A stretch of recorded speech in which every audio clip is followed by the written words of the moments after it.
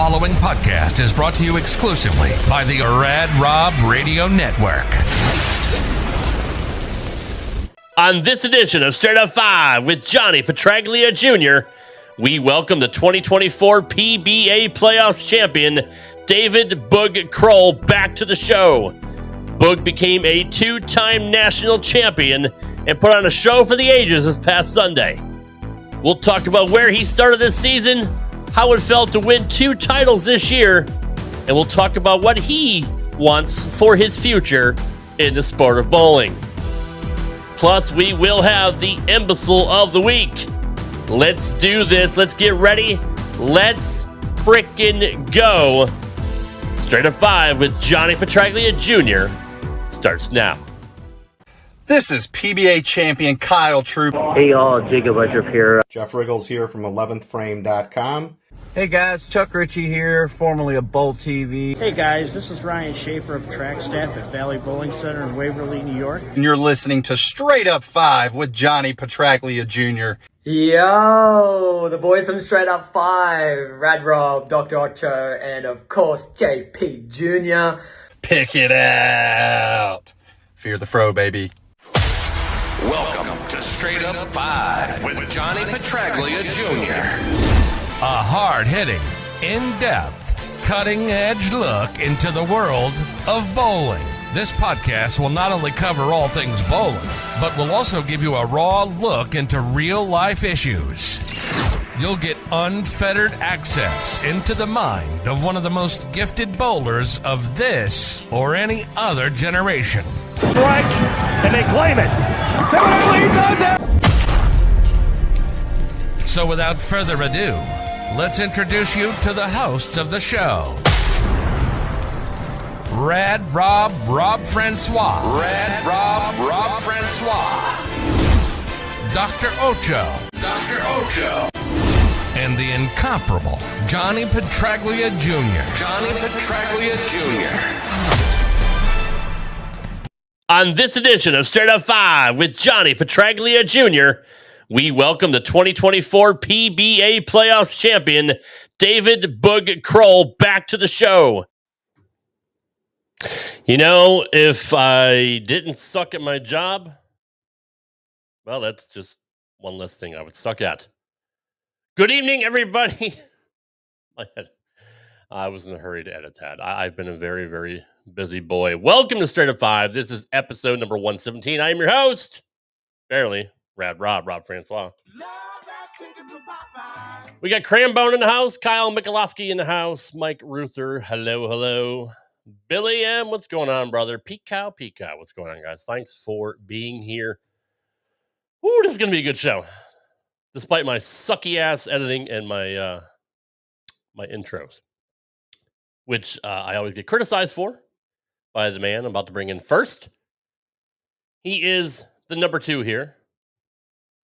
He's already flexing. It figures. He has the shiniest mask in the world, even though it's very ugly. I wish he'd go back to his old mask. Somebody told me he wears multiple masks during the show. I don't see it. I don't understand. I've never seen that. He has the largest guns on this podcast. He is the resident doctor of Straight Up 5. It is Dr.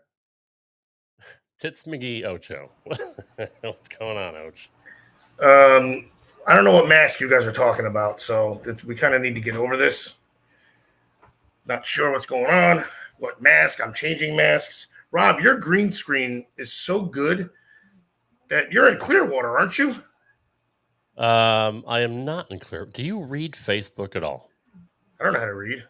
I have an interpreter. Happy birthday, Nicole. I'm an Ocho Libre. Happy birthday, Nicole. Johnny didn't tell you I didn't make the trip. Apparently he didn't either. Your green screen's amazing. Don't let them fool you. He's down there. He's having a grand old time. It's got to be it. Michael Jennings, what's going on? Oh, that's very, very sweet of you. Love what you're doing for bowling. Well, we appreciate that. Stangman's also in the house. All right. Where's the guy next to you? Oh, over here. I don't have one. I got to make a pit stop here because I'm just gonna. Here we go. Let's get he's got the fresh cut from last week. He's got the Rangers jersey going on. Johnny Petraglia Jr. What's going on, JP?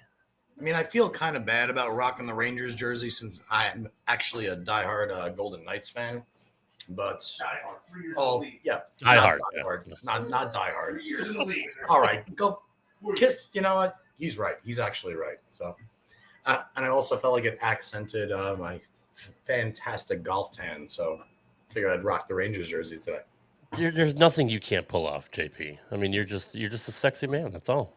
Well, thank you very much, Bolton. I appreciate that. And I love that we're live while the Johnny Petraglia BVL Open is going on and Troy Lint is on the show. Yes, that's really, really cool. Did you see Ryan Schaefer's recent post a couple hours ago? About not wanting to bowl anything other than one more event. I did read it. Oh, wait a minute. Stunna, Jason Statina, bro. Great to see you here, my friend. I did try to give you a call. I'm not going to announce any business, but love you to death, dude, and always here, dude, and thank God. So agreed. Love you, brother. Moselle, my friend. Yeah, I did see his post. Ryan's always been very, very real and just to the point. I saw that he lost in the second round. I knew that earlier in the week he had expressed his not discomfort, his disagreement with the format as far as re-oiling for the tour, the best of 3 matches, as opposed to not oiling for an entire block and forcing everybody to a specific zone, which I happily agreed with. I'm not sure if the format was what caused the residue of his post, but at least it's consistent with whatever he had going on. So yeah, I agree. It's unfortunate. I mean, Ryan's still bowling great. But it is what it is. I mean, Ryan's been bowling great for his entire bowling career, and that's never going to change. But if he's going to make an executive decision to leave the tour, whether it's this reason or that reason, whether it's the fact that I don't know the pins fall differently on strings, or the formats, or the re-oiling, and it's to each his own. So yeah, I don't actually.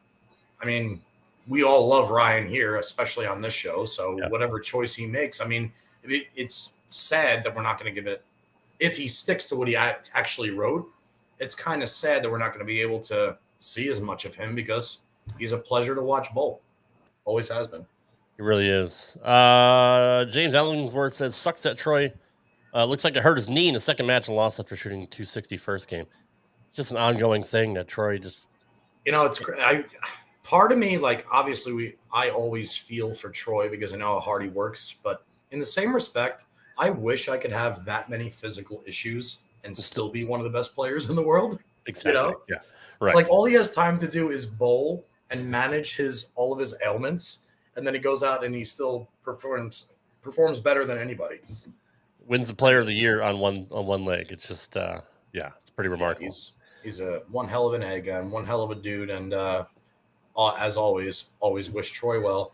I'm kind of embarrassed that, other than knowing the 5 absolute studs that are on my dad's telecast, I actually didn't watch anything after qualifying. I was Rob, you and I were both supposed to be there, which, by the way, I'm assuming at least all of our followers read your post, and a lot of people, when somebody brings up, whether it's PTSD, whether it's paranoia, whether it's whatever it is that you suffer with, I certainly understand as well. So wishing you well, number one. I actually should have started there. I did try and reach out to you and then allowed Tuesday Night Bowling to interfere with responding any more than I normally would. That's fine. But it's pretty cool that at least you can take something out of it. And the thing that I see is the outpouring of love that you got from brand new friends just by simply being you. So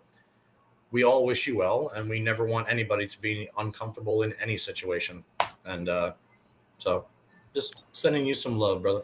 I appreciate it, man. I really do. Appreciate everything that you do for me. And I love our audience. I love all our new friends. So I do appreciate everyone reaching out and yeah, man, trying to pick me up. So, all right, we got Boog here in the waiting room. And of course I have a lengthy video to play, but it's good. You know what? With what that kid has done this year, play that shit, dude. Let's go. Play that shit. Let's go.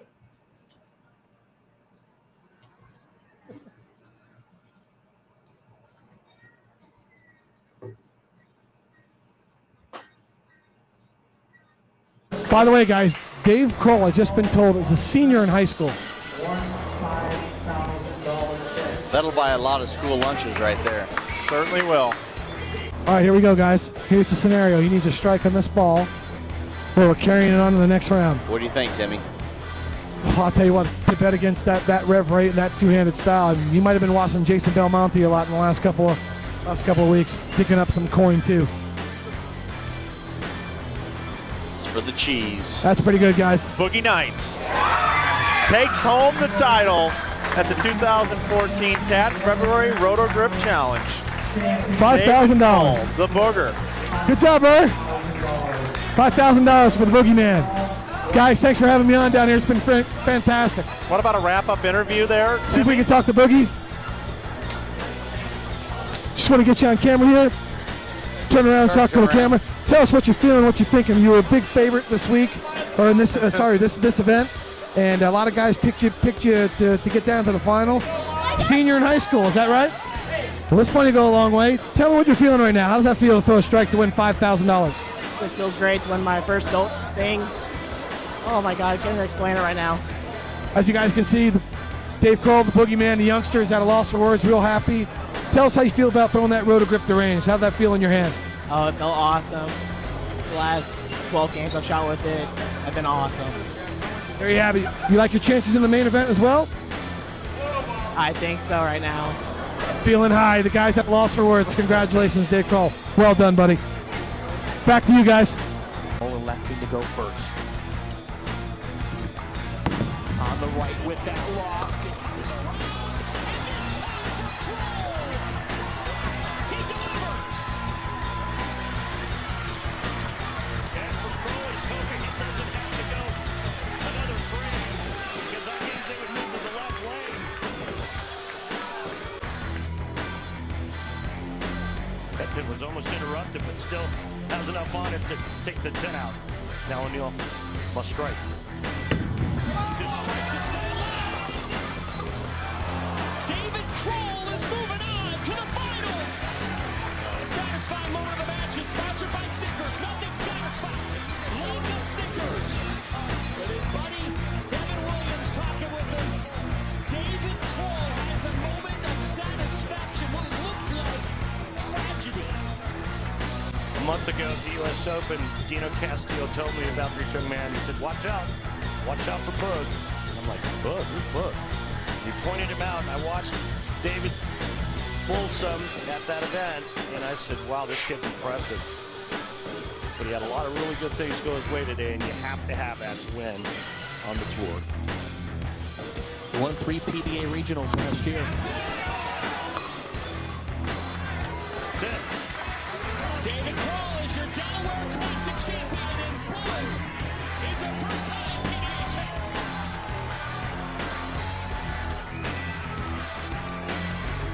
The 2024 PBA season continues in 2 weeks. He told us yesterday, I'm just some schmuck trying to fulfill a dream. Well, Boog Krol, you are the American dream playing out on the PBA Tour. From a pre-tournament qualifier to the PBA Playoffs Finals. Come on. Krol delivers. Great shot. Sean Swanson was his mentor. He has a tattoo that says never give up on his arm. And he just said, Sean, this is for you. David Boog Krol, the biggest moment of his life.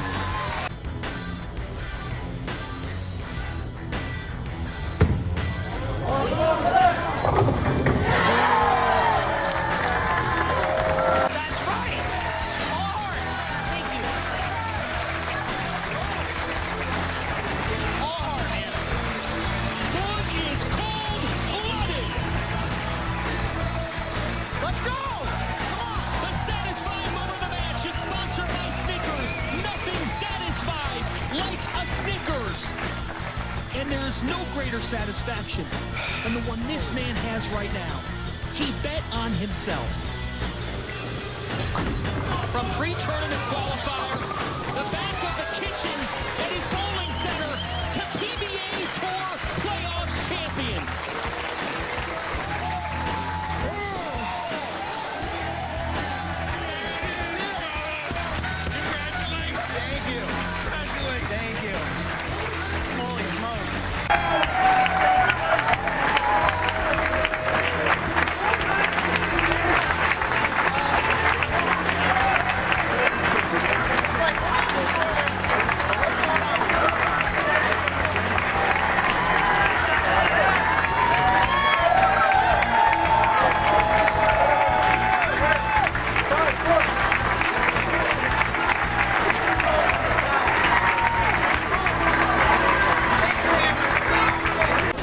season, the fighting to get through the PTQs, winning a title, the nickname Booglin, going broke, but who cares?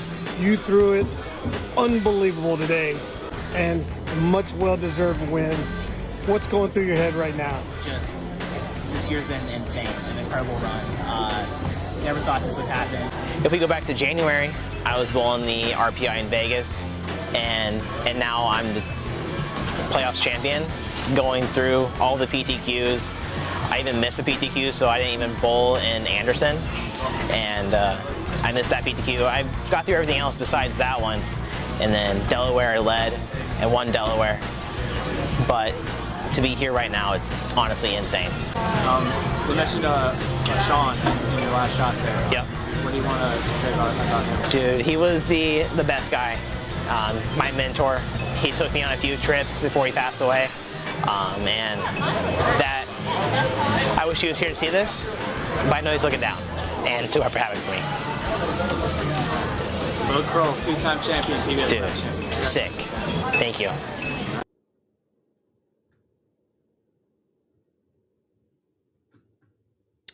Ladies and gentlemen, please welcome the one and only. What the hell is that on there? The one and only. I don't know what the hell that was. David Boog Krol. What's going on, brother? Welcome, welcome, welcome. What's going on? Good to have you here, brother. Congratulations on the huge win. All I can say is I knew you could do it all along. I appreciate it. Dude. So badass, dude. So badass. It was a really rewarding Unreal. year so far. So I'm glad. Which, by the way, guys, real quick, is the yes, is the mic good? Everything's good here. There's no nonsense coming you are in good. from my end. Can I start? It's your show, brother. Go for it. Okay. And I actually, the initial question I had was extremely generic, but then in the highlight reel, Rob, nice job with that highlight reel. I was actually I was very intrigued with that entire highlight reel from start to finish. Actually covered every single emotion. But Boog, you said all heart, and that in itself speaks volume. My original question was going to be in your wildest dreams, would you ever have imagined this year turn out the way it did? But a dream is a wish your heart makes. Thanks, Disney. And it sounds like, sounds like it. Yeah. You did it. And you did it aside from your title in Delaware, aside from the PTQs, you beat, what was it, 4 opponents or 3 opponents? It was. And in one of the hardest formats you could possibly do, and you did it in style, and you did it with class, and walk us through, man. Walk us through those playoffs. Playoffs was a wild experience. Going to Seattle for possibly one game, going from the TOC home to Seattle to bowl one game, and you could just bowl your 12 frames, you're done. It was stressful to say the least, but we were able to get through Wilkins, able to get through EJ up there. So either way, I was guaranteed $25K for going to Florida. So it made it worth it. But then going through Bill and Jesper, going through 4 opponents for one event, it's like you're running a ladder. And that's what it felt like. But it was probably the most rewarding tournament in year that I've ever bowled. Just going from everything else to going from the PTQs to winning Delaware to this, the playoffs is the most rewarding. Boog, when I watched the show, I'm trying to remember the show. You had the long pattern on the left lane, and you had the shorter pattern on the right lane. It was Albee, and not the long one was what? Weber? I don't know. Fine. Now I feel better. The long pattern on the left, the short one on the right, right? You used the 78U on both lanes. We saw players like Kyle Troop. We saw players try and use resin on the left lane. We saw Bill try and use a GB4 hybrid, which is the ball or balls you used in Middletown. I had a lot of people ask me, they understand the urethane on the short. They didn't understand your choice for the urethane on the long. And me, to the best of my ability with my knowledge, I assume the volume was lower. You guys must have broken them down a specific way. But even watching Bill on the right lane, not being able to get out the flat 10 compared to you, which was just kicking it every single time, what did you have or see on that left lane that allowed you to use urethane on both patterns, which I would assume, I mean, I like using different balls here and there, but when they're easy, not when I'm bowling on a PBA pattern. And you figured out a way to make that ball work on two completely different length patterns. What was up? Was the volume a little bit lighter? Or like, tell us about that, because that's actually an intricate with it being longer, the fronts kind of burnt up pretty quick. And with it being a longer pattern, there's still like some, like, I would say push in the middle part of the lane. So like in Seattle, there was no right. If it went right, it was gone with the urethane. But if I got it left, I had this little funnel that they created, because some guys threw urethane and some guys threw reactive, and I was always the first match. So I felt pretty lucky that just the way that my seating was, that I got to bowl first and everyone behind us got the leftovers for the rest of the TV shows. So I felt that I had an advantage as well too. But on the left lane, I had funnel because everyone stayed further left of me during reactive, and I was the only one throwing right with the urethane. So if I typically didn't miss right, because I knew in my head, my miss always had to be left. If I went left with it, I was going to go high, 3, 6, 10, or 4-pin, my worst. Like, I was always going to keep the ball in play, and that's what I wanted to do. With a one-game match, anything can happen.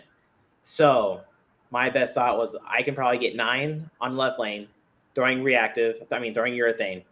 But if I tried reactive, I would strike, but also I would 2, 8, 10, wash out. It would get through it because my nerves still get the best of me, and my ball just shoots through it, and it gets caught in the middle and just never sees it down lane. Thank you. There's a lot of. Thank you. That was actually more of a question for me than anybody else. So it kept everything in play about it. So. There's a lot of things I want to ask you about specific to the telecast. One, you threw one on the left lane and you said, "Oh, BOOG," and it held. Yeah. What did you think when you let go of it, and why did it hold? I didn't want a big 4 again. Right. I didn't want to check early because the fronts hooked more here in Florida. Well, not here, but in Florida than Seattle. Right. The lane surface is kind of more beat up in Florida, and the humidity was outrageous. I was sweating my butt off, but the fronts just hooked that much. So I saw my ball check in the front. I was like, "Oh, come on, man. I'm on a big 4 again. Like, this is not good." But that's when I said, "Oh, BOOG, just get 9, please." Right.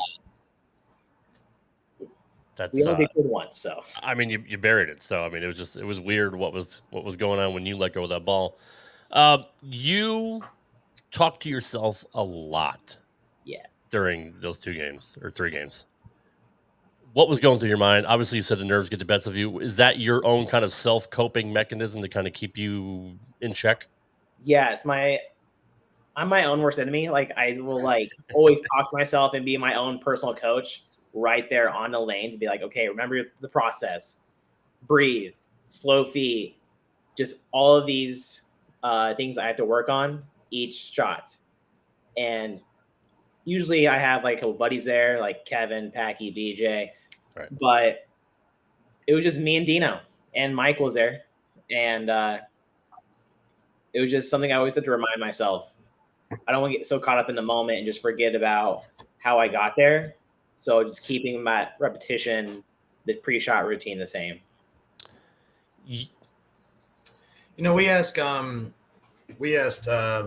reigning PBA 50 Player of the Year, Troy Lint, this very question because, you know, it's just like any other sport. Like, again, I always talk about golf on this show, but like you think about the guys who go out and they win a PGA event, and it's not even the prize money for one event, which was a handsome check for you with the playoffs. It's not even so much the prize money, but it's what it allows you to do now. Like, for instance, when I was a kid, Jason Duffner was a pretty good golfer. He won the PGA Championship, I want to say, in 2005. Then Jason Duffner disappeared. But watching him play the PGA this past week was really, really cool. And one of the perks of being a PGA champion is you get to play the PGA Championship, whether it's at Valhalla or at any other place that they go, right? Your life is going to be different now. The win in Delaware was one thing. The playoffs champion is one thing. But now it's your life is different now, right? You are an exempt multi-time PBA champion now. Do you prep any differently? Do you do things different? Do you get more shirts designed? Do you what goes on now for somebody that's now an elite player at the pinnacle of our sport? The amount of things that I have to do now is ridiculous. Like, just to get to the business aspect of it, like creating an LLC for myself now. Yep. I didn't have one. I was just like a normal bowler. I made a couple $1,000s here and there on the weekend. My job made up for the taxes, so I never had to like really pay in every year. So like I never thought about an LLC. We're thinking about doing merch because there's a lot of family members that want like my logo on t-shirts. I was like, okay, we can start doing that process now.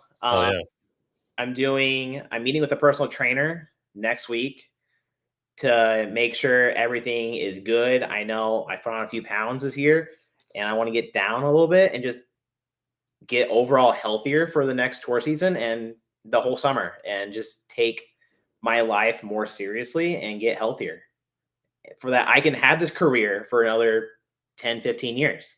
I don't want to just take advantage of it right now and like, oh, I made a pretty good yearly salary, but how do I parlay this into a whole career? It's like a brand new chapter. Like, my part-time is done. That's what's so sexy to me, dude, is the fact that it's not like you didn't approach it as a business already. You obviously did, all the way from when you were a kid until now. But now seems to be a trend in bowling that was always missing that is now happening. The guys who are not only consistent, the guys that stay out of the bar, the guys that stay in shape, because the amount of work you have to do every single week to beat those guys every single week. And I don't give a shit what anybody wants to say, left, right, long, short. Get the fuck out of here. You're bowling the greatest talent this sport has to offer. That's all there is to it. And you're already thinking about ways to make sure that you're looking more so, it seems like, from the outsider's perspective, longevity. Yeah. Because now you would not only expect to be there. Yeah.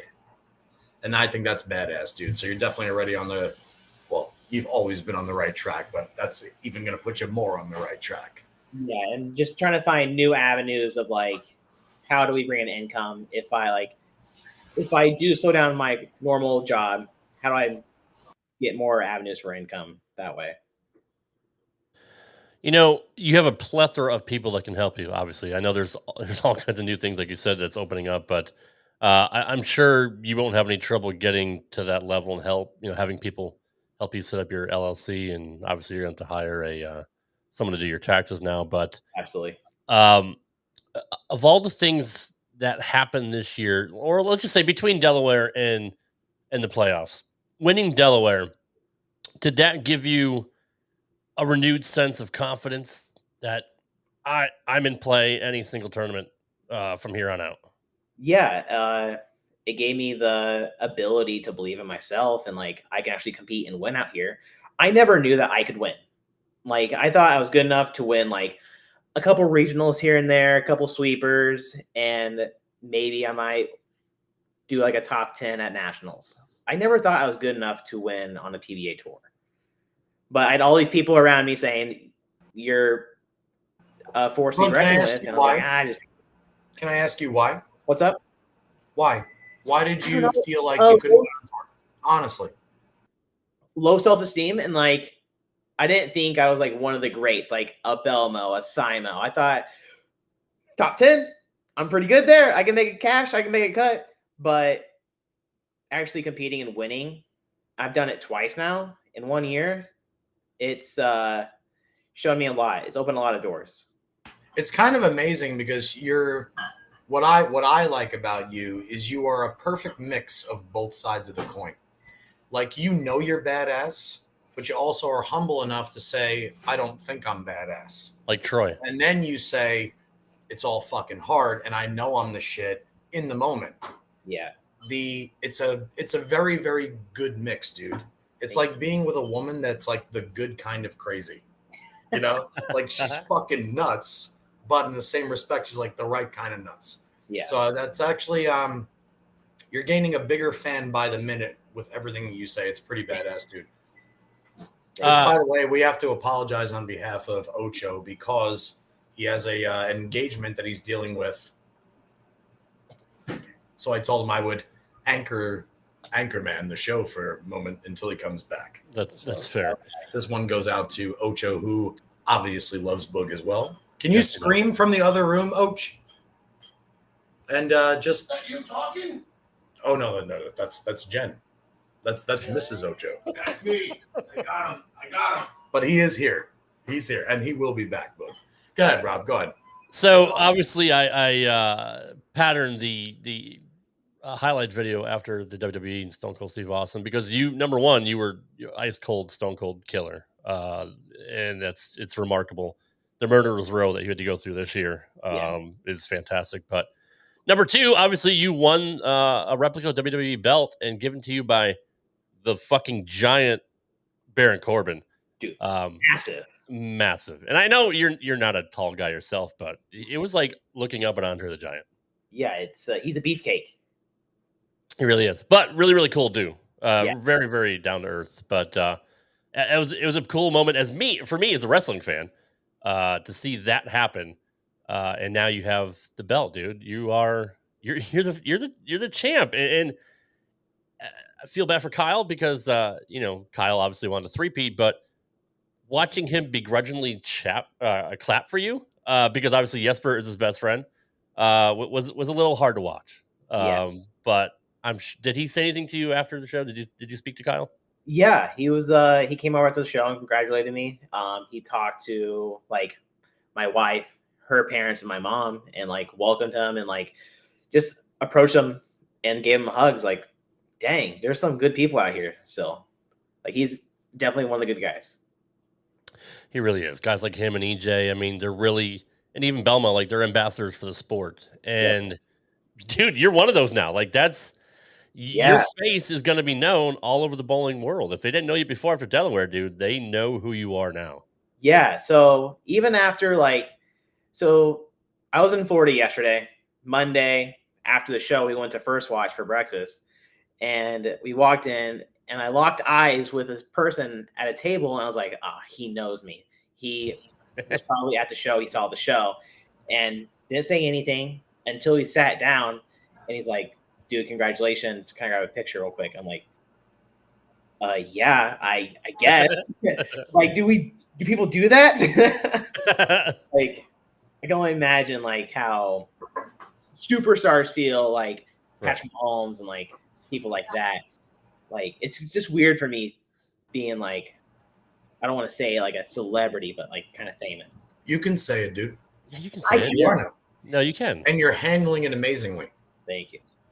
You are in our world, dude. You are a fucking superstar, man. You are a rock star, dude. He's the PBA fucking playoffs champion, right? I mean that's forever. You're allowed to brag, bro. And honestly, fucking brag.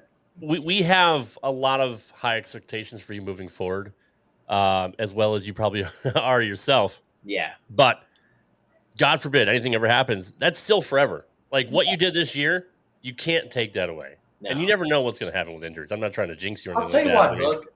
Sorry to cut you off, Rob. No, that's fine.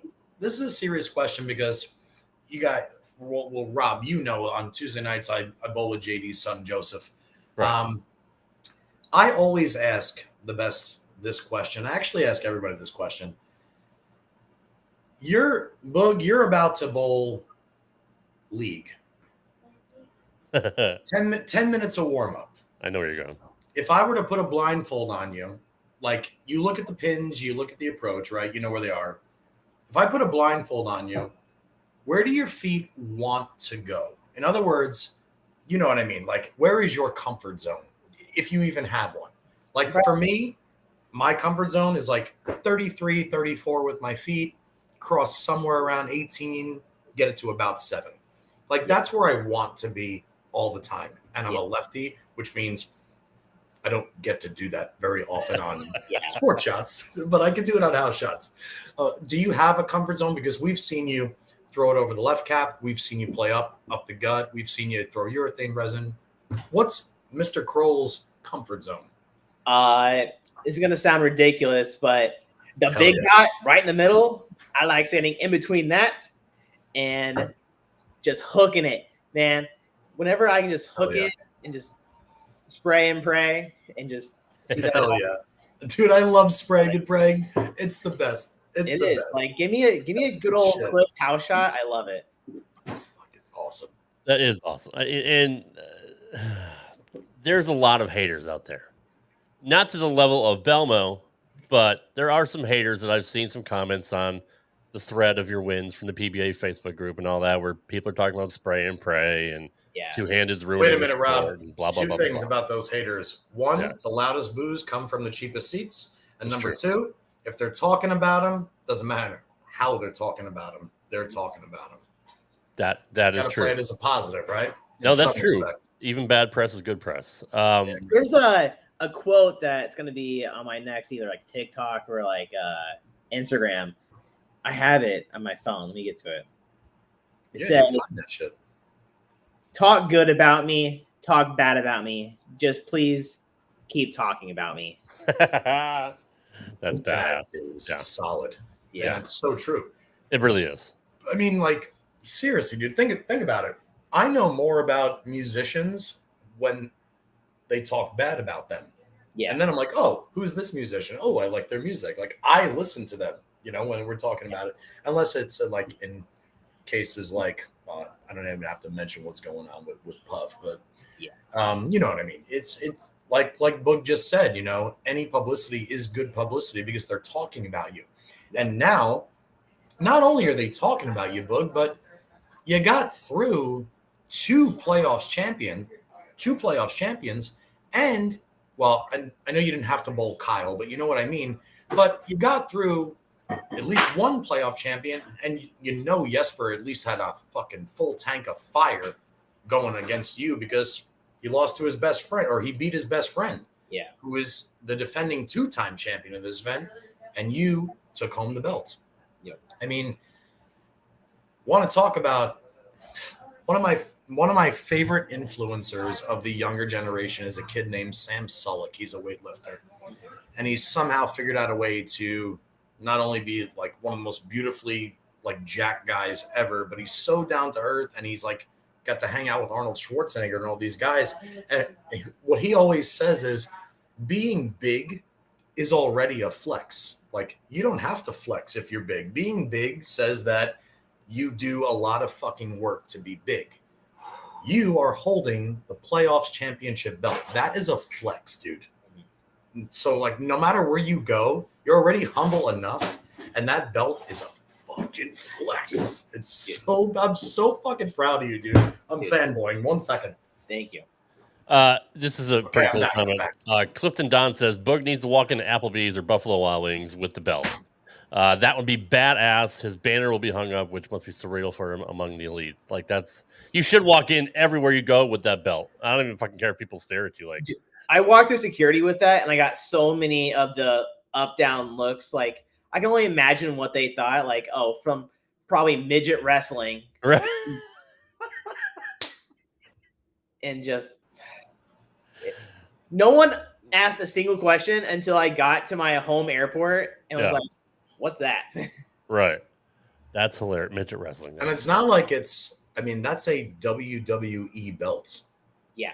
That Well, they ain't probably no think he's bullshit. some wrestling mark, right? Like they don't Right? probably associate bowling with it, even though it's got a PBA plate on it. But And Boog, I don't know if you know this, but this guy and Ocho are like the biggest, not only wrestling fans ever, but have had podcasts with the creator of WWF, Vince Russo.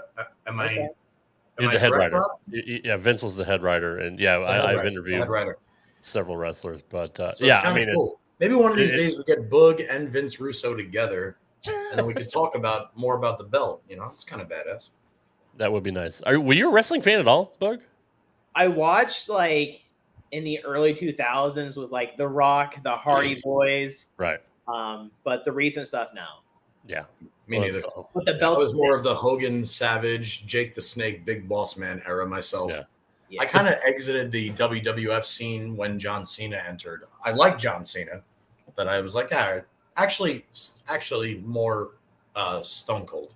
That was around the time that I exited the WWF world, WWE world, whatever it is. Anyway, fuck that noise. We don't have to talk about that. That belt is sexy though. You got a plan for where you're going to put it? I was looking at actually Amazon for a case for it. Nice. Right now it's in like a black case and it just says like replica WWE belt. Right. I think I'm gonna buy like a case and mount it on the wall. That'd be badass. Yeah, put a little spotlight on it too. Yeah. So aside, real. Go ahead, Rob. Go ahead. No, I was just going to ask you. Just getting back to Jesper. He was on fire both weeks. He lost the first game. All of a sudden, he lost his look, and you didn't. Do you understand? Like, do you know what happened to him?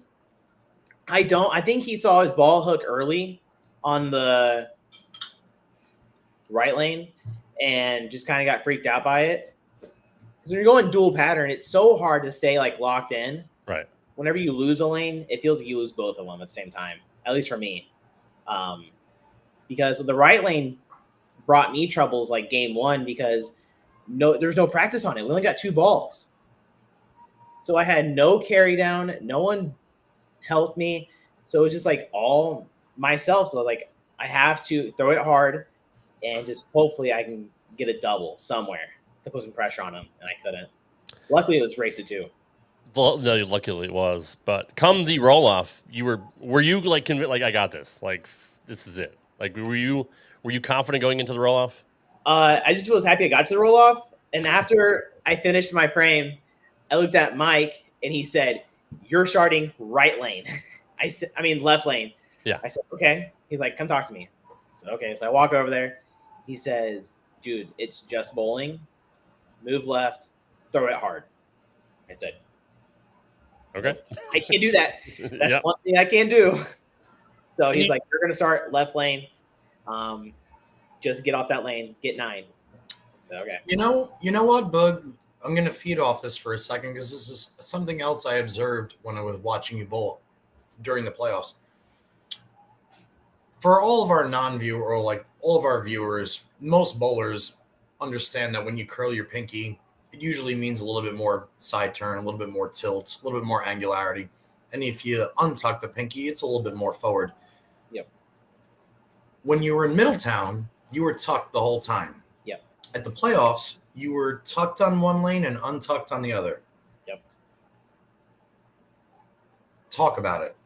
That's such a tiny ass move that a lot of bowlers that are actually watching right now don't understand. No, and I think it's very shocking. Like, I learned it probably about 8 or 9 years ago that if I tuck my pinky, I get a different motion down lane for me. So on the right lane, I tuck my pinky every time. I like seeing the ball hook down lane. So on the right lane, I could tuck it and just see the ball, do the right motion. On the left lane, I kind of just want to trap it and get it to read it a little bit earlier. I don't want to have my ball like squirt down lane and possibly bucket to a 10. So if I get into an earlier roll, it just locks up, and that's why I didn't tuck it on the left lane as much. Because there would be, like, I think the first game I tried to, but it just wasn't the best. And I think the shot in the roll off on the left lane, I didn't tuck it as well. What I think is kind of cool about that is, like, again, going back to golf, it's a bowling, and the reason bowlers like golf and golfers, the reason bowlers like golf is they're both a game of inches. And when you watch golf, like we see a guy make a putt and miss it a couple inches left or right, or one rims out, one rims down, but they'll show you in the instant replay, maybe when he took the club away, maybe his top hand opened like a millimeter more. So we see this on Specto, spot to spot down lane. We see the speed, but we never really get a true like reason or like understanding as to why. Yeah. And for all of you watching, again, bowling, as we all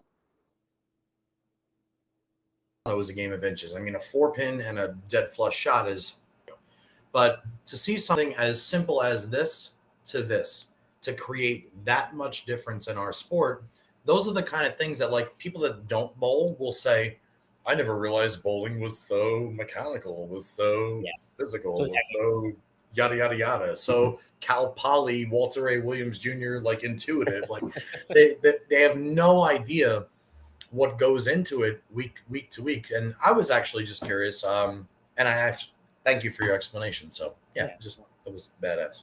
It is a game of inches, and it just goes to show how good these guys are, right, Rob? It really is, and it's the little things, right? It's the minutia that nobody would catch that, and unless you're a bowler, you wouldn't. For me, when I bowled, it felt weird for me to stretch my pinky finger out. I don't know why. My entire life, ever since I started bowling for 30-something years, I always tuck my pinky finger.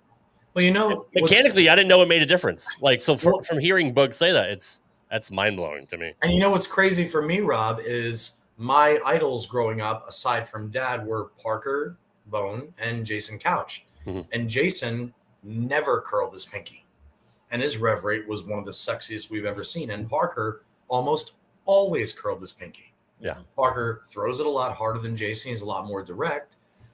Jason's typically deeper, but they always seem to bowl well week to week. Every time it's like Jason's the leader, Parker's fourth, Parker's third, Jason's second. It was always, and it's like you can get there as long as you hone your own skills, right? Yeah. But to me, it was always ass backwards with those two. Like, why is the guy that throws it straight and up the lane curling, but the guy that's curving the whole lane, he's untucked, but they're both dead up. Actually, Parker's more around it, throwing it straighter, maybe a mile an hour harder than Jason on average. It's such a intriguing thing to me because it's so tight knit. Troy, I have no idea what's going on in my dad's tournament right now. I know Troy's on the show. For anybody that don't spoil it, anybody in the chat, because I definitely want to go watch it. Somebody did say it, so I won't tell you anything. But Troy, I mean, like Troy to me is, I guess he's kind of a hybrid of Jason and Parker because he doesn't curve it as much as Jason. He doesn't throw it as hard as Parker, but he also gets it to work. And it's amazing. They always say bowling is a sport that allows anybody to do it, and anybody can fucking do it. Yeah. But the guys that give a shit, this guy, they just do it better. Sorry, I'm rambling now. It's still fanboying, but I do this at least once a week. He does, and it's sexy. Let me ask you this, Boog. You said you like to hook the ball, and we've said this with Troy before. Troy doesn't. Look, I'll be right back. Rob, I'll be right back. Okay. Troy doesn't want to throw. He didn't want to throw the purple hammer all last year. Jesper doesn't want to throw urethane all the time.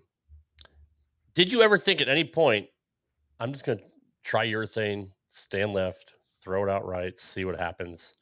Or were you pretty confident that urethane was the right way to go? No, urethane was the right way to go. There was no ifs, ands, or buts if I was throwing reactive. Right. After the show with Bill, he was like, "What's your plan? Are you going to try reactive?" I said, "They're going to re-oil." He said, fuck, you're fine. Yeah. Like, right. Don't change anything. Because I threw urethane in Seattle. I threw urethane down here. Like, I'm not going to change anything. I'm going to 110% commit to urethane. And if I lose, then I lose. Yeah. If Bill didn't make that ball change early on the left lane, if he had bowled with that ball from the start, you think would have been a different outcome? I think it'd be a whole lot closer. Yeah. I think because he went from a theorem to GB4. Yep. I think if we do the GB4 the whole time, different story. It keeps the match a little bit closer. You were locked in either way. I mean, it's. I hate saying this out loud, but I had what I had. Like, I thought I was going to shoot 300. I thought that 10K bonus in my pocket. Yep. But you're slow. You're real slow. You're too humble, bro. You're too humble. Just. I love it. I love it that you're down to earth and you're humble and you're a good kid, but like you have the, like Johnny said, you have the right to brag. Be like, fuck it. I knew I was on. I knew I was locked in. I don't want my head to get so big and I'm just some schmuck from Missouri. You definitely are a schmuck from Missouri, but that's besides the point. So I don't want to be remiss in mentioning this because I noticed kind of a trend. So when we had you on the show the first time, you shot 300 in league after you're on. You had a call in last week, and now you're the playoffs champion. I'm not denying your ability. Obviously, you are the man, but I think you got the straight up 5 rub. And I think that helped you along the way. Before I go to nationals, got to come back on. Yeah, you do. You need to be on every week. Yeah. So you can break Roth's record. No, dude, it's like I said, when I texted you before the event, I said, dude, just be you. Like throw, just don't worry about it. Don't play the man, play the lanes, throw your shots and you got it. Like I had full confidence. Now I was fucking like standing up, pacing back and forth the entire time, and screaming when you won, but I knew, dude. Like there's just something, I don't know what it is. I can't explain the feeling that I had, but like I was very confident that you were going to win going in. Yeah, I just thought I had nothing to lose, but only everything to gain going down there. Right. So, like, whatever happens. If I lose, then I have a good time in Florida. Like, nothing goes wrong. Like, I'm treating this as a vacation. We stayed till Tuesday. But if I win, then a pretty good year. Hell yeah, dude. Seriously. Well, I mean, that's a great attitude to have. Like, this is all gravy. Like, you've already won. Like, you've already had your best year yet. Whatever happens now, it's a bonus. Yeah. I mean, that's to be that loose, dude. That's not many people can do that. Yeah, because we talked about it at the airport, like, because my wife's family, they flew down, and they're like, we just want to see you on TV. We want to see you work, basically. Like, we want to be a part of it. I said, okay, whatever, just come on down. But we talked about, like, what if I lose? And, like, that happens. Like, that's a big possibility. Like, just didn't know what to expect. So we just went in with the idea of nothing to lose. Let's have a good time, treat it as a vacation, and see what happens. Are you ready to get back out? Like, are you itching for the next season to come up? Or are you looking forward to having the time off? I'm definitely going to enjoy the time off. I'm still going to work my job. I'm still going to like bowl on the weekends, but I wish we had like a summer tour that would start in the middle of like July, for that we had like June off. Something starts in July. We bowl for July and August, because then the league finals are in September, so it gives them time to rest up for that whole stuff. But yeah, I wish there was a little bit more. Like, I'll bowl the trios in Jonesboro. That's like 4 hours from me. Yeah. And then the Lucy, I don't have a partner for and a spots. So I'll be like on the waiting list or like sub list if anyone gets injured or something. Like, I can drive to Houston, doesn't matter. But besides that, I think that's going to be it on the national tour, but I'll still bowl stuff like for the Midwest regionals and Southwest regionals. And you're gonna walk in like a fucking badass when you walk in the regionals now, because like you're the playoff champ. So it's gonna be different for sure. Like, I'm about to bowl pro-ams now. Like, usually I was always the guy to be like, hey, I want B squad. I want to leave Saturday morning. And now Tony, the director, is like, I'm gonna need you for pro-ams. It's like, okay, I guess. So I'm sure a lot of people have obviously reached out to you and congratulated you. Anybody that you were like super humbled by that reached out to you to say, great job? Let me think about this. Yo, Parker Bone got my phone number somehow and texted me. I was wild. Yeah. Like, he said, "Hey, nice bowling. By the way, this is Parker." I said, "Hall of Fame bowler Parker? Parker Bell in the third? Like, how do you get my number?" But yeah, that was one. Chad Murphy, who's went to college here in Springfield, he texted me. Mhm. So that's pretty cool. Dude, that's awesome. Parker is Ocho. You gonna say something? You just sitting there like an asshole.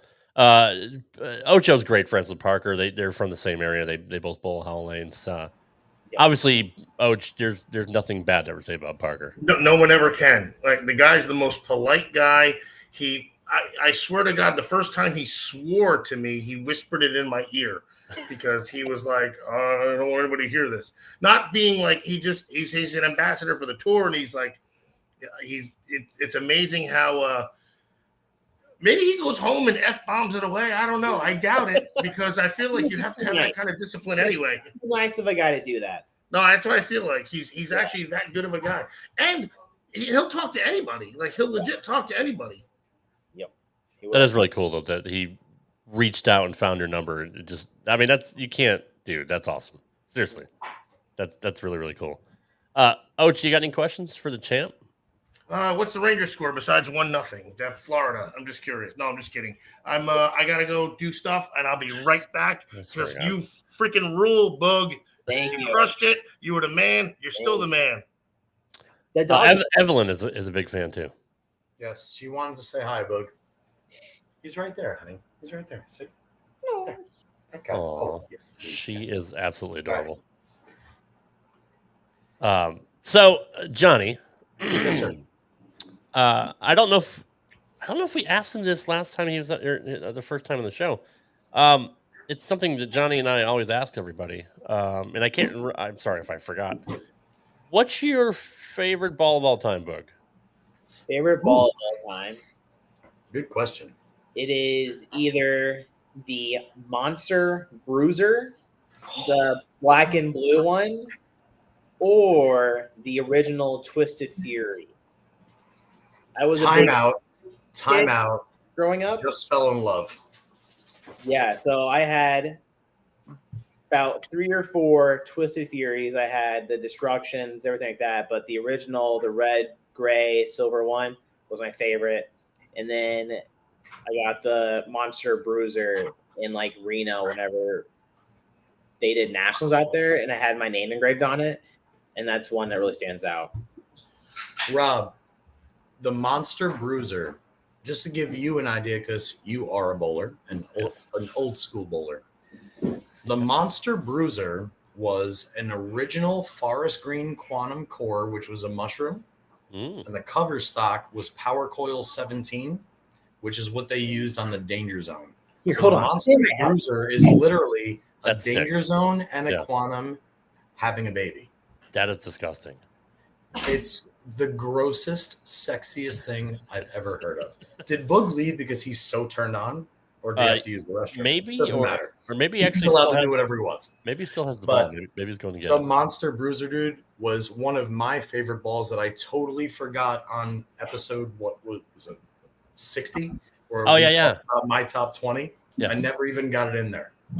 From Hey, the look. garage. And you have the OG Twisted Fury. That's where you went. Had a baby. Freaking good old when I use my thumb. Look at that grip. Look at that grip. Oh yeah. That is fantastic. The last memory I have of that Twisted Fury was Parker Bone in Spartanburg, South Carolina, on a show with all lefties. The late Billy Oatman was on that show. This was during the time when Rhino Page was still kicking the shit out of everybody in PTQs. I think he threw a Spitfire on that show from Storm. But Parker took care of business on that show, rocking a lime green shirt, thin stripes, horizontal, a little bit of white in the background. B one side, Brunswick on the other, twistedfury.com. Do that ball, both of those balls. What fantastic picks for Boog just now. That's really when it cool. comes to balls. And honestly, It's I don't no, think it's no Swamp Monster Right. or Teal Rhino, Robert. But I don't think we asked him that the first time because you wouldn't have busted a nut. Like you would have been, oh yeah, we already knew that. Like we definitely didn't ask him. Yeah. But while he's putting that ball away, I will say actually, I will ask this, Boog. We have reached the hour mark. Are you still okay to stay here, or do you have other engagements? Are you okay? Okay, cool. I'm good. Rob, how about you? I'm good. No, I have. You're Rob. I'm off tomorrow, so yeah. Okay, that's me. Yeah, I'm Rob. Yeah, you're no, off I'm tomorrow. good. I'm on my last day of PTO tonight. Yes, I've had a week of no work at 10 p.m. till 6 a.m. Been so happy about it. So I'm starting to get moderately miserable right now, but yeah, I'm handling it. I'm on PTO till Friday, and then I go back to work Friday, and then obviously we have the long weekend with Memorial Day. But we're going to St. Louis for the weekend, so looking forward to that. Lots of good Italian food there. Oh, excellent! You're literally going to Boog's home area and my entire Nationals team area. It's so funny. I was literally talking about that outside during my smoke break just now. When I drove cross country from Vegas back to Jersey, I was in Oklahoma City on day one for my drive. And I called my Nationals teammate, Shea Bittenbender. And I'm like, Shea, what do you got going on today? Because my next stop on the way home is St. Louis. He goes, dude, believe it or not, Jen and Steve, they're having their engagement party. It starts at 3 p.m. So I put in their address on my GPS at 7 a.m., leaving my hotel in Oklahoma City, and my ETA was 2:57 p.m. I'm like, I'm coming to your party.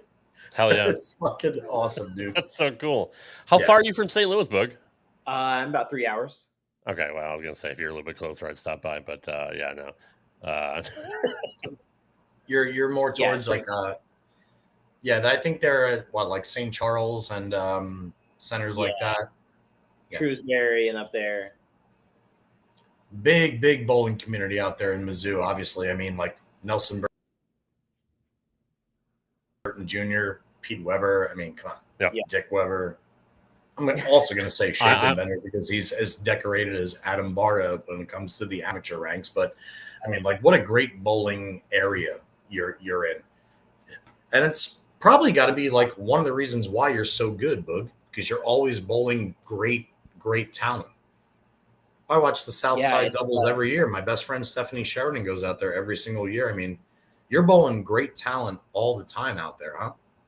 Yeah, so I'm more of the Southwest. So I'll bowl like the Maldies, AJ Chapman's, a lot of the Southwest guys, Barnes, Stu Williams. That's our regionals. The Spar brothers. Damn. It's a national tour stop. Yeah, you never get a moment to rest. Just work. Yeah. But you got to do work. That's it, Rob. That's all I got. That's fair. I'm actually looking forward to good barbecue because I can't get anything here in Tennessee. Sorry, guys. I'm not a fan. I love St. Louis barbecue. This so good. Good sense of family out in that part of the country. Yes. It's a good mix of like you want to go where everybody knows your name, but everybody's usually very, very respectful and cool and just like open in that part of the country. I went to school in Kentucky and Ohio, same thing. Just very welcoming people in that section of the country. Yep. And I love being outside of Nashville because like we're central to everything. Like I'm 4 hours from Atlanta, I'm 5 hours from St. Louis. Kentucky is a couple hours away. Yeah. You know, the Panhandle's like 9 hours. Like we're accessible from everywhere. But we have a lot of Chicago transplants. We have a lot of St. Louis transplants down here that move down here for work and stuff. So it's quite a Midwest-ish mix down here with in the Mid-South as well. So, and I haven't been to St. Louis yet, so I'm looking forward to it. But this weekend? Yes. I was supposed to go to a wedding this weekend, and it was like in I'm not even sure where it's at. It's near where the casinos are. But yeah, I was supposed to go to a wedding this weekend, but I'm bowling greater this weekend. It's gonna be weird. Like it's my first non-PBA event, so I'm only wondering what's gonna happen. Bug, just to shit on the bowling community for a minute. How many people do you think are gonna say he's not allowed to bowl? He's a fucking PBA champ. I'm not bowling. Fuck you and your entire tournament, bro. So after I won Delaware, I was looking at events for the rest of the year, and I found this event like I think it's like a 15 or 20K in Phoenix. And I read the rules and I was going through it. I was like, this is something manageable because it's like a 1 or 2 day event, easy flight, and it said no PBA champions. I'm like, what the fuck? Like what? That's a thing. But now, yeah, going to sweepers in Kansas City, like I wonder, like what are they gonna say? Like usually it's because Kansas City is about 2.5 hours from Wichita, so you get like Packy, Francois that might come bowl those, so they're used to it. But sure, my greater squad, like brackets, I can only imagine what people are gonna say. So that's a great question, actually. Do you? Ooh, this is actually a tough question, Boog. Unfettered, Johnny. Unfettered. Because this is whatever you answer, I respect, because I personally, to a certain extent, don't give a shit what anybody says about me. Yeah. My dad's a living legend, and he's a perfect human, and I'm a drunk mess. That's also very, very sweet. So I'm used to people talking shit. But you go to league or you go to a local event that allows champions, and they have 100 brackets. What are you doing? Are you getting in or are you laying back? And the reason I'm asking you is I bowl league with my dad and Parker Bone on Mondays at Howell. Yeah. They never even consider getting in the pots, but they're also treated like royalty at Howell Lanes. Yeah. And you know those two are like they give a lot more shits about everybody else, you know. Yeah. And as obviously you do too, but if Parker were to walk into, say, I don't know, a random bowling center, I'm assuming Parker would get into some action. So would my dad. So would I if I was somewhere. But like, do you just fire? Do you lay back? Are you somewhere in the middle? Like, what happens when it comes to side action when you're the GOAT? Like, you're the best in the building. So it depends on the event. They run an event in Ohio, the 10K ran by Jody Boyd. In that event, I'll get in a high game, eliminator, stuff like that. I won't really play brackets because I know my place in Ohio. I'm not left-handed. But Youngstown State, brother. I understand. That's yeah, like it's hard to strike against them. I know that I can strike with them, but I hit a bad pair. They don't hit a bad pair. I lose money. But for like Greater Ozarks this weekend, I'll fire. See, I like this answer, Rob, because what he's not talking about anybody's views on anything. He's talking about his chances and his probability to win, like most winners do. And that's one thing for everybody. Like, one of my biggest problems in life was always people telling me what to do and what not to do, but mainly because of the name on my back. It had nothing to do with me. It had everything to do with the guy in front of me, the legend. We love him. But Boog, talking about getting yourself healthy and actually talking about the probabilities of winning or making a profit, they all tie in together, dude. You have not only the makings of a champion on the lanes, your brain has the makings of a champion off the lanes. Thank you. And you're very, very, very confident and sure of yourself when you have to be, which is one of the coolest things. It's something that I wish I possessed. I honestly do, because I'm a very talented bowler. I throw it beautifully. I can literally play anywhere on the lane at any time. Yep. But I lack that. This is my job. This is what I have to do. This is where I have to go. And this is how I have to do it. I lack that. And I've been trying for like almost goddamn 40 years with my gray hair and all this shit to try and figure it out. But I haven't quite gotten it yet. So, Johnny, I'm going to blow smoke up your ass. Not that I don't ever. Wait a minute. Here you go. I can't lift that high anymore, dude. Almost 40. Keep going. Go on. The reason our opening says that this is one of the most gifted bowlers of this or any generation, talking about you, is because you are. And I mean that. Not just because you're my friend, but you're right. If you had the killer instinct and the focus that your dad had, there would be no stopping you. Like that, it's not just blowing smoke up your ass for real. Like it's actually true in my opinion. You know what, Rob? Boog, I'll make this quick because this is about you. This is not about me. My dad had no choice. There's a big difference between I've never, ever had no choice. Right. I've always had not only a choice, but a lot of choices. Thanks to my mom and my dad. Honest to God. Yeah. Without them, I'm just a fucking schlub, dude. They figured out a way to make me right in so many ways. My dad, when he was a kid, my dad was a Monarch, which was a gang in Brooklyn, right? Okay, I'm going to talk about that when he was 13 for 10 seconds.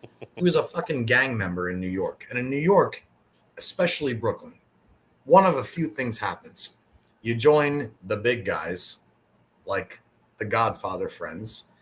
You are really, really good in a sport, or you hustle drugs, money, pool tables, darts, whatever it is. That's what happens in New York. My dad used to leave school, New Utrecht school, New Utrecht. Actually, he would say New Utrecht. He would leave New Utrecht. He'd go to Maple Lanes, the original Maple Lanes, a Laspina-owned center, which is where they are in Clearwater right now. And he would go and he would clean tables for 3 hours so he could bowl for 1 hour for free. And then one day, one of the guys that had the money found them and said, I got a couple guys that want to bowl you for money, kid, and I think you're going to beat them. And I'll give you 10% of whatever you win, and I'll take care of all your action. And after doing that for a couple of years from ages 14 to 16, 17, and my grandparents both working second jobs to raise the other money to get my dad on tour, my dad got in the car and started on tour. And his only options were go on tour and be good or go back to Brooklyn. And he loves Brooklyn, but he didn't want to be in Brooklyn for the rest of his life. His back was against the wall. And then he goes out in 1966, goes to Fort Smith, Arkansas, wins his first title, and then calls my grandmother on a payphone or a hotel phone, whatever it was, and she says, congratulations, John, you have to come home. Here's your draft card. In the prime, in your teens, you have to go to Vietnam and fight for our country. And he did from 1967 to 69, and thank God for Eddie Elias getting dad out of Vietnam through a thing called seasonal employment 38 days earlier than he should have left during Tet Offensive and the Siege of Quezon. Then dad comes home in 1971, makes 8 out of 13 shows, makes $85,000 in 1971, goes home, takes care of mom and dad's fucking house in Brooklyn and my mom's parents' house at the same time. And he just figured out how to do it. And it all started from somewhere. Boog, the exact same way. Your story that we know of publicly is the PTQs, the first win, and now the playoffs champion. I can't wait to see what you do now with the rest of your career because you've already done everything with your back against the wall. You've been in every single thing involved in bowling, whether it's flipping burgers, fixing machines, just like Simo, somebody you said you never thought you could ever beat or be as good as earlier in the show. Well, I think you can because you have the right brain. And the more you talk, the more similarities I seem to find. Thank you. That's it.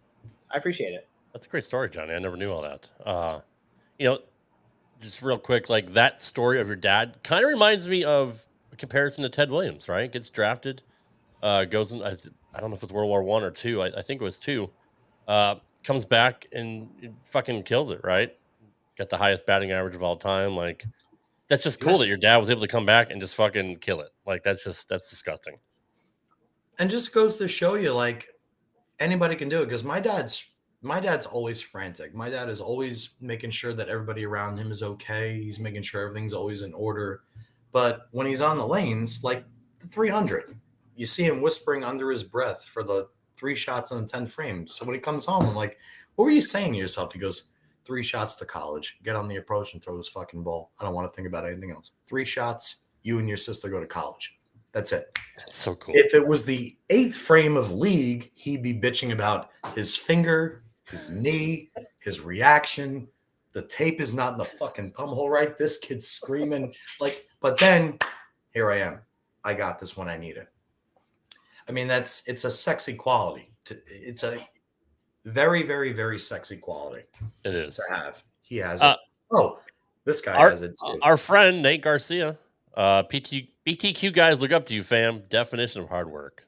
Thank you, Nate. Oh yeah, and there's another guy that works his ass off. Is Nate? Yep. I mean, Nate is always working his ass off, right, Boog? I mean, he's always there, always bowling trying, and always trying. Yeah, always. Like I see him post on YouTube, like $2,000 sweeper. Like this guy puts in the time, puts in the games, puts in everything, man. 100%. He really does. And goddamn, he throws so smooth. Like I love watching him throw the ball. Like it is Before I say it again, it's obnoxious watching Nate bowl because I feel so inferior, so gross. I feel like my feet smell like Parmesan cheese when I see him. I just feel gross when I see him because it's too good. It's too good. It is. And he's another guy, like I say this all the time, like you stepped up this year, Boog, and you did it. We've seen other first-time winners like Dio Bernard and Eric Jones and all Team Hammer, by the way, not a coincidence. Yep. But Nate is another one of those guys that has all the talent, and I think once it clicks, the same thing can happen to him. Like he's that good. Yep. So Nate, you're the sexiest man alive. Hashtag long Nate, by the way. Everybody drop hashtag long Nate in the chat. I'm going to see him. Thank you for that. I appreciate it. I'm going to see him and his lovely wife, Elise Bolton, next week. She'll be bowling in the PWBA at Smyrna Bowling Lane. So looking forward to seeing those guys. But anyway, back to Boog. Wait a minute, Boog. So timeout. What are your plans for the summer? Oh yeah. What are you going to do in the summer? So I'll work, bowl, and then I think we're gonna do some like house upgrades, just nice. A little here and there. Hell yeah! But just like relax. I think we go to Vegas June 17th, and we bowl the 18th and 19th. But besides that, just work, bowl, and live this life that I've now opened this chapter to. Like, I don't have to work 40 hours a week anymore. I can work 20, 25, 30, whatever I desire. I'll get into the gym and fix this whole diet and get healthier, start that process, get into a routine. But the summer is going to be all about setting up the rest of my life. And I don't want to say rest of my life, but I hate to give unwarranted suggestions or advice, but I will say this to you, and I'll send you pictures of my journey. I am an ISSA certified nutritionist and bodybuilding expert. Okay. If you need any help with your caloric intake or what you want to do to do anything, you can at least come here for fucking free advice, for always giving us your time. Awesome. I appreciate that. I've always got definitely gonna use that. Just I'll anytime you want, dude. You know. I'll give Boog your number, but if you don't have a Boog, so I'll make that connection. Grab that from Rob or hit me up on Messenger and anything you need, dude, just to get you going. Thank you. And at least let you know what the journey is going to entail. Yeah. En route to your goal. So. Yeah, I used to be 255 pounds. I was a chunky boy, but we got down to 160. But we've crept back up a little bit just because of just life. Did you feel at 160 you were a little sluggish or super athletic? What did you feel? Sluggish. It felt. I hate saying this, but I felt so unhealthy. I felt too. I'm going to send you pictures of when I was 260, 160, and my current weight, which is usually around 215 to 225. Yeah. And the sluggish thing, we're going to start there in your fitness journey as far as getting yourself ready to kick all those guys' asses this next season. So always here. Come take the free advice from me. I promise it'll help. Gotcha. Well, can I ask you this, Johnny, since you are the man, you are the nutritionist. What? You do bowl different now that you got jacked. What if that happens to Boog? It won't. I would never, ever, ever supply a plan that I have. The reason I am not as good is my lats are too wide. I can't get myself close to my body in my backswing. I actually have to clear my wings. So when they're easy, I can get away with it. But if they're hard, I'm kind of stuck trying to shove it up like straight up 5. Swung in that boomerang. Let me catch it real quick. Okay. But if I have to play the track area, like I have to stand on like 27 to play 10. Yeah. And that's if you're a weightlifter and a bowler, if you're a weightlifter, like AJ Johnson is the threshold. You can be as big, as wide as AJ or as lean and toned as Marshall, but you can't be wide if you want to be a bowler. Yeah. I would never recommend anything like that for Boog. All I would do with Boog is recommend a nutrition plan, times to eat, if he wants to try intermittent fasting while he's on tour, what to eat when he's on tour, which is the hardest thing, is figuring out the right foods at the right times to maximize the best way for it to enter your body and shit like that. When to have the energy, when not to. When he said he was sluggish at 160, I'm assuming you basically starved yourself. 1-2 meals a day, 100 plus ounces of water, and the water drinking just to stop your stomach from saying, I need food, please. I'm hungry. All that shit. Yeah, like we'll talk. Okay. But yeah. What else you got, Rob? We've stolen nearly 90 minutes of this future legend and current champion's time. What else do you have? I want Boog to be included in the Imbecile of the Week because he's such let's do it. Yeah, let's do it. It's time for everybody's favorite segment. If you guys don't know how to use a seatbelt, just ring your call button and Tommy will come back there and hit you on the head with a tack hammer. You know, Lloyd, just when I think you couldn't possibly be any dumber. Here's the Imbecile of the Week. Some people are really stupid. All right. Now, the reason why I wanted to include Boog in this is because it actually comes from one of the PBA posts where some people were talking trash about the Boogster. I will say this win was a lot nicer than Delaware. Well, that is true. No, the comments were a lot better than Delaware for sure. We read a lot of them on like Sunday night, and I was like, dang, this actually feels pretty good. Like no one's like saying I'm a crook or I stole something. Like I actually earned this one. That little clip I played of you after your win with the Hammer rep, where they mentioned Booglin. I had never actually heard that nickname, but dude, I don't think we asked you the first time. Did that shit bother you? No and yes. Know that I won. They can't take it away from me. Right. It was just annoying to see it and hear it. But if it happened again, I was going to play into it and be like, okay, yeah, sure. Right.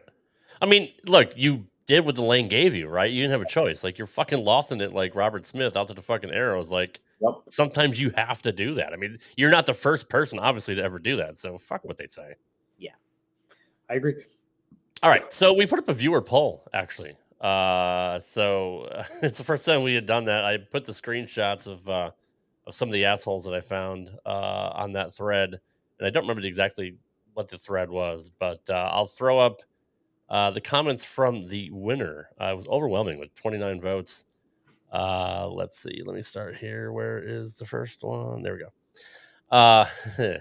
Al Willem. I thought I was watching 2 handicap league bowlers. Has to right, Johnny? Like that has to be one of the dumbest fucking things I've ever seen. Like these guys are at the Thank God it was muted for what I just said. Right. Anybody that reads lips, Go on. Sorry. So later on, Alex George said, "Al Willem, buddy, you got rolled over today. Like you get rolled over today, which means this fucking guy's a jackass. Like he can't compete at the highest level." And then Al goes on to say, "Believe what you want. It doesn't change the fact that pro bowling is a low-level part-time gig for high school dropouts and the unemployed. You probably got into it because you failed at real sports and had marginal academic success. That's okay. Someday you'll be able to move out of your parents' basement." Yo, that's crazy. That's wild. I'm pretty sure. Wait, look, one moment. Bring that back up, Rob. Sure, Johnny. Can we zoom in on his photo? Yeah, looks like a senior bowler, man. Looks like he's holding on. Forget his age. It looks like he's holding a bowling pin. Unfortunately, I can't. Yes, he is holding a So this man is holding a bowling pin, which means he gives a shit about bowling. Right. And then at the same exact time, he's saying, "We're unemployed dropouts. Al, do me a favor. Go fuck yourself on behalf of myself." Now Boog can say whatever he wants. Al, you, with that one fucking post, Al, you figured out a way to tell our good friend now, Dan Young, that he's nowhere near the biggest imbecile we've ever had. That's right. You definitely told Doc Sullivan that he's in the running for not being the biggest dick we've ever had. Al, what the fuck is wrong with you, man? How do you contradict yourself in the same exact post? Now I'm done. Ew, that's fucking gross. That's talent for him to do that. Seriously. Yeah. That was a good one. I love that. Our friend Moselle Henry found this screenshot from Al's account. It says, "Hi, Moselle, we love you." My favorite person in Congress, Representative Jasmine Crockett, Democrat from Texas. To which Moselle sent me this too. Albert Andrews says, "Almost anyone with a D." Al said, "Mrs. Crockett visited me in jail to let me know that she and attorney Lee Merritt were working on getting my bail posted and out of there." So apparently, Al is in the clink. So it gets better. Let me see if I can figure out a way to change my name before we close the show. You know what? I'm going to leave and come right back real quick. I'll be right back. Okay.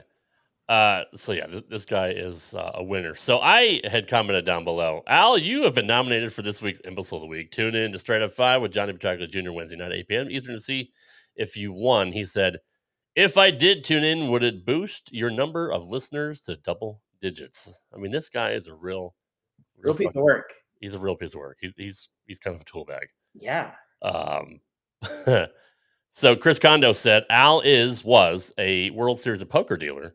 Having supervised poker dealers in the past, any story is taken at a 10% truth level. He also gets my vote. That's funny. So congratulations to Al Willem. Not only are you this week's Imbecile of the Week, but you're also up for running of greatest imbecile of all time. Let's see what Johnny has. Al, you suck. You suck. That's fair. Love it. Seems more fitting. Yep. I don't know if you caught the last part, Johnny. One of our friends of the show said he's actually was a World Series of Poker dealer, and anything you listen actually to makes more sense now. Yeah, he actually has to deal with degenerate gamblers all day, every day. Yeah. Want to talk about? No, I don't want to say anything else. I actually respect poker players. It's a tough ass. I do too. Do we put him above Doc Sullivan? I don't respect Al. Right. Al sucks. Do we put him above Doc, or what? What do you think? Yeah. Okay. I mean, Doc. I mean, give him a pass. He didn't like John Mazza. This guy sucks, man. Yeah. I actually want to call him and tell him he sucks. Yeah.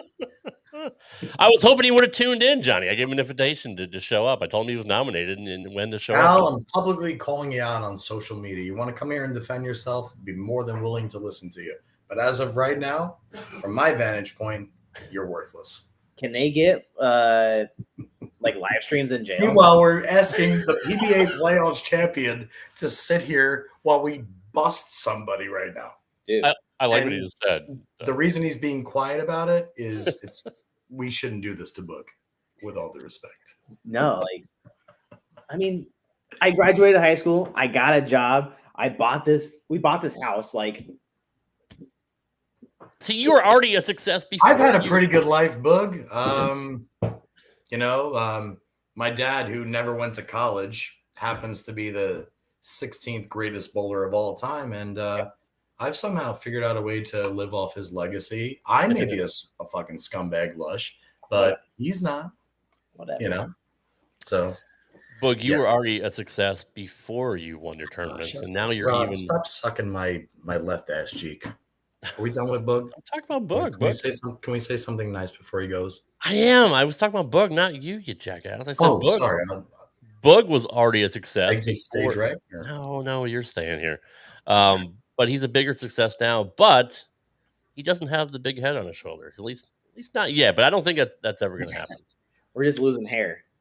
Oh, dude, don't tell me about it. It happens, dude. Trust me.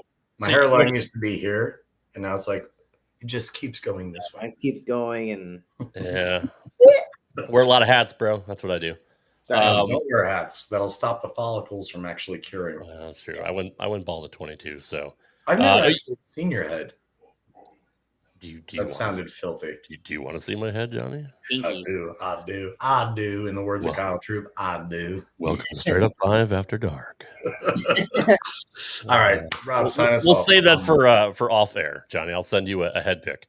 I'll start on behalf of myself and Ocho Boog. Congratulations on,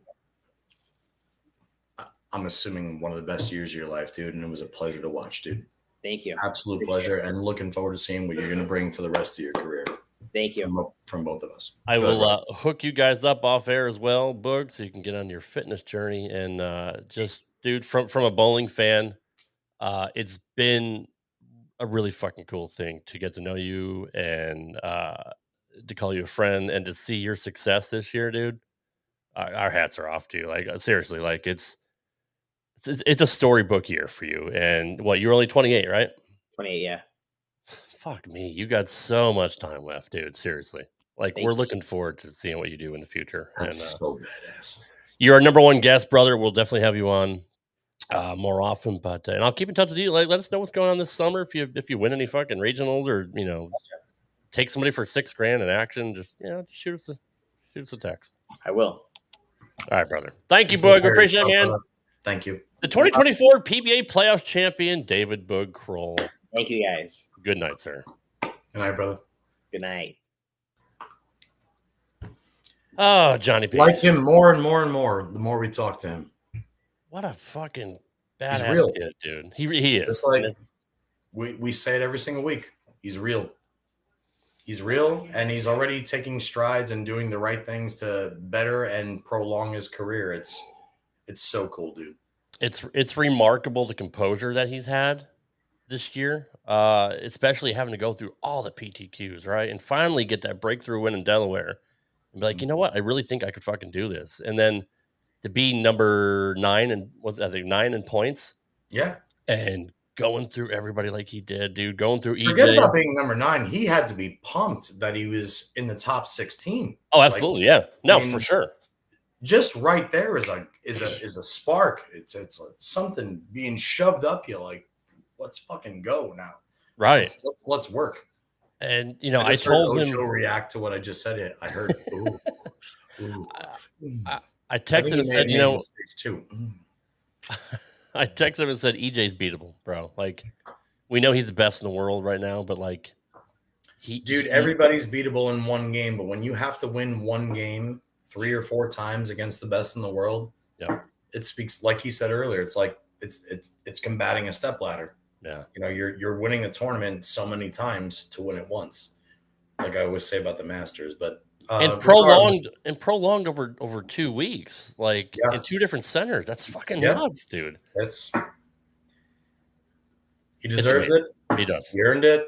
He earned it all season, and it's the culmination of his hard work. And now all he wants to do is work harder. I respect anybody like that in whatever they do. So, hats off to Boog. Absolutely, Ricky Smith, appreciate it, brother. Thank you for always being here. It's people like you that actually make this show fun. So, Ricky, thank you for the compliments, brother. Nico, another guy. Always happy to have you here. Rob, before we know if you're going to be at the PWBA next week. Yes, I am. I will be in Smyrna, Tennessee at Smyrna Lanes. They're going to have a women's tournament there for the PWB or WP. God damn. I always get it mixed up. It should be That's okay. It's okay. It should be the WPBA. I don't know why they named it the way they did. But yes, I'll be there for the event. Nate Bolton. We should call him Nate Bolton from now on. That's fucking hilarious. Nate Garcia and Elise Bolton will be there. Elise will be bowling in the tournament. It's 15 minutes from my house, so I'll be going and hanging out with them for a couple days. Are you going to invite Al Woolham? I should. I need to message Al and find out where he lives. So there's a great TikTok video that's been going around where somebody offers ice cream on a cone, and she says, "I wanted chocolate." Oh, you did? And the worker takes the vanilla and launches it at the other worker right in the face. It gets stuck. That's what I want to do to Al Woolham. I want to throw ice cream at him as hard as I can so it sticks on his face. Al, you're a dick. Let's go. I'm done. You're a dick. Next week, we have Kevin McCune on the show. Oh. PBA bowler. We're going to talk about his season. Looking forward to getting him on the show. He agreed to it a couple months ago, but he said, hit me up after the TOC and all that once we're all done. So if he gives us shit, I'll just call Eugene and say, look, I'll release the video of Eugene and I singing Great White, Once Bitten, Twice Shy in Detroit 10 years ago, 15 years ago. I'll blackmail Kevin through his dad, which people do to me with mine. So I can imagine. Yeah, I absolutely can imagine. It's payback. Yeah. So Ocho, for the Ocho. He is for Ocho, on behalf of Ocho and myself, thanks to all of our viewers, and you guys are the best. You make this worth it. So love you all. And I love you guys too. Thanks for your kindness this week. And we will see you next week. We will have Kevin McCune